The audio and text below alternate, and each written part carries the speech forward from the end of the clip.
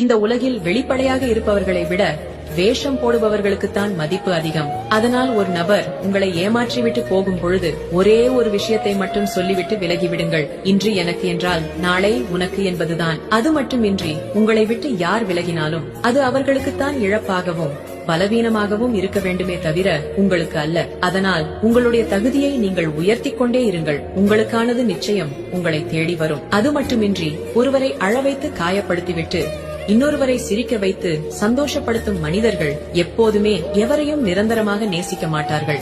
மற்றவர்கள் நம்மிடம் எப்படி நடந்து கொள்ள வேண்டும் என்று நாம் நினைக்கின்றோமோ அதுபோலதான் நாமும் மற்றவரிடம் நடந்து கொள்ள வேண்டும். சில விஷயங்களை நாம் கொடுக்க தொடங்கிவிட்டால் அது தானாகவே நம்மிடம் வரத் தொடங்கிவிடும். அதில் மரியாதையும் அடங்கும். அது மட்டும் இல்லாமல் நம் வாழ்க்கையில் மரியாதை வேண்டும் என்றால் அதை சம்பாதிக்க மட்டும்தான் செய்ய வேண்டுமே தவிர அது ஒரு நாள் கேட்டு கிடைக்கக்கூடியதாக மட்டும் இருந்துவிடக் கூடாது. அதனால் தயவு செய்து அப்படி ஒரு செயலை மட்டும் செய்து விடாதீர்கள். யாராக இருந்தாலும் பேசும்போது வார்த்தைகளில் கவனம் இருக்க வேண்டும். ஏனென்றால் நாம் பேசக்கூடிய வார்த்தைகள் ஒவ்வொன்றும் கேட்பவர்களின் மனதில் ஒரு பெரிய தாக்கத்தை ஏற்படுத்தும் என்பதை நாம் மறந்துவிடக் கூடாது. என்ன சொல்ல வருகிறார்கள் என்பதை பொறுமையாக காது கொடுத்து கேட்க, மனம் இல்லாமல் முன்கோபப்பட்டு வார்த்தைகளை விட்டு பிறர் மனதை காயப்படுத்திவிட்டு அதன் பிறகு தெரியாமல் பேசிவிட்டேன் மன்னித்து விடு என்று சொன்னால் மன்னிக்கதான் மனம் வருமா அல்லது பேசிய வார்த்தைகள் தான் இல்லை என்று